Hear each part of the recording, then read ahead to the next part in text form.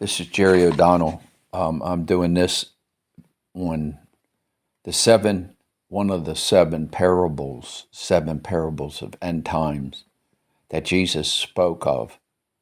And this one's in Matthew 25, starting at verse 31. This is the parable of the sheep and the goats. Now, there's a lot of conversation, I should say, on this because because we're coming to a time of the end, and all the parables that Jesus spoke of, like Matthew, the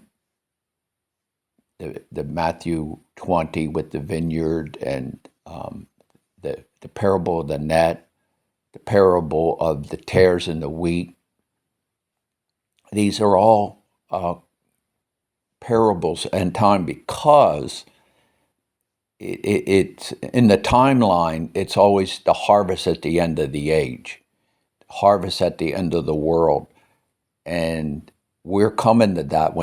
And Jesus, when he was asked the very thing, Matthew 24, about the signs of his coming and the end of the age, he said all these things like earthquakes in different places and pestilence and ocean roaring, and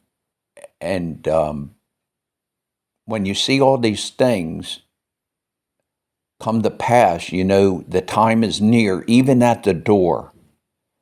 So we're getting close. When you see all these things, meaning all these signs that I'm giving you, you know it's near. Well, anyway, Matthew 25. When the Son of Man shall come in his glory and all the angels with him, then he shall sit upon the throne of his glory. And before him he shall gather all the nations and gather them together on one from another, as a shepherd divides his sheep from the goats. So you see the division? And he shall set his sheep on the right hand and his goats on the left. Then the king shall say unto his right hand, Come, blessed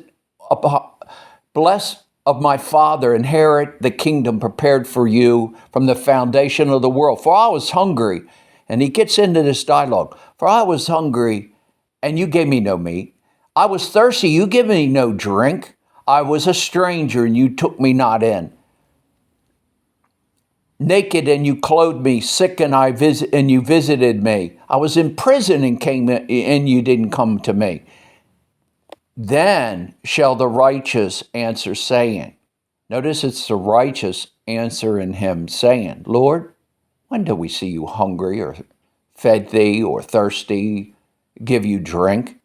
And when shall we thee a stranger, and took thee in, or naked, and clothed thee?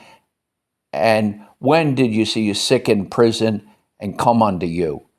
And the king answered, and he said, Verily I say unto you, inasmuch as you've done it to the least of these my brethren, you did it to me. Then shall he say also unto them on his left hand, Depart from me, you cursed, in everlasting fire, prepared for the devil and his angels.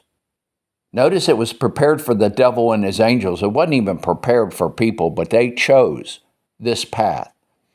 For I was hungry, and you didn't give me any meat. I was thirsty, you didn't give me any drink. I was a stranger, and you took me not in. Naked, and you clothed me not. Sick and in prison, and you didn't visit me. Then also shall answer him, saying, Lord, when did we see you hungry, thirsty, stranger, naked, or sick, or in prison, and did we not minister to thee? Then shall he answer them, saying, Verily I say to you, as you did it to the least of these, you did it to me. And these shall go into everlasting punishment, and the righteous into everlasting life. Well, this is pretty serious, and this, you have to understand the context. First, he gives this parallel of all these things in Matthew 24. Then he says, as it was in the day of Noah, so shall it be in the coming of the Son of Man. And he goes in this dialogue. Then he says, there will be meat in due season and all. And all the parables, especially this one, dividing the sheep from the goats. I'll just say it like this. My daughter, she went to a royal school in New Zealand. And one of the things that they did was they had to rear or raise up animals. They could pick whatever animals. So my daughter, she picked a lamb and she raised it, and she picked a goat and she raised it. Well, I'll tell you what, both of these animals were so different, it wasn't funny. The lamb had one dispensation and mannerism and temperament, and the goat, stubborn as anything, man. It would jump. It would climb places you wouldn't even believe. Have you ever seen a picture of them on the side of a cliff? How they got there, I don't know, but I seen them do that, literally. And the point I'm going to make is that, the Bible, in the parable of the tares and the wheat, you can't tell the difference between them. And in the parable, it says, leave it alone until the day of harvest, and then I'll separate them and I'll bundle the tares together, and then I'll take the wheat and put it in my barn, right? Because if you tear it up now, right, if you tear this up now, you'll root up the wheat with the tares, and I don't want that. But wait until the harvest. Notice it's always wait until the harvest, and during the harvest, I will send my messengers, and they will separate the two. Right? That's the time when discernment comes back to the body, and we can tell.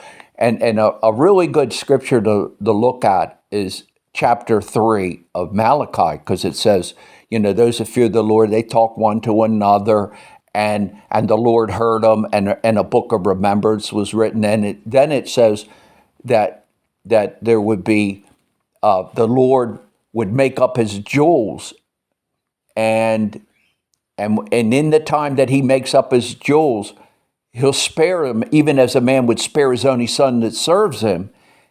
And then he says this, then they'll return and they'll be able to discern between the wicked and the righteous.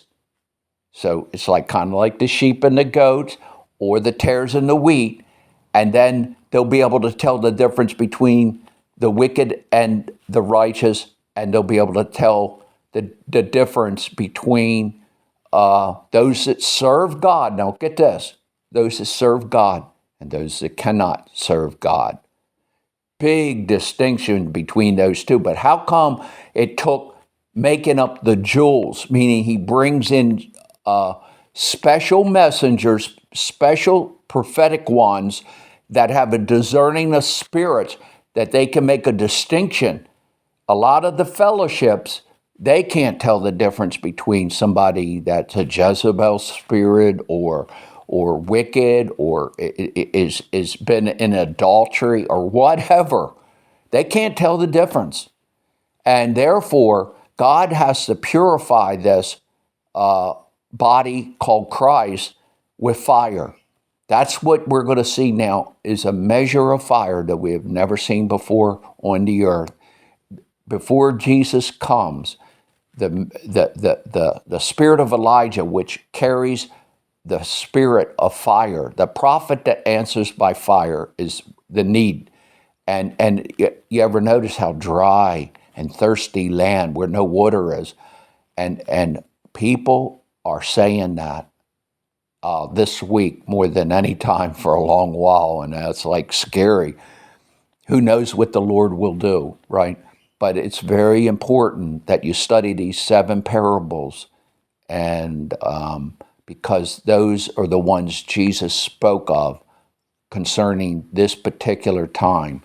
And anyway, I just pray that you get the revelation of the time that you're living in Jesus' mighty name.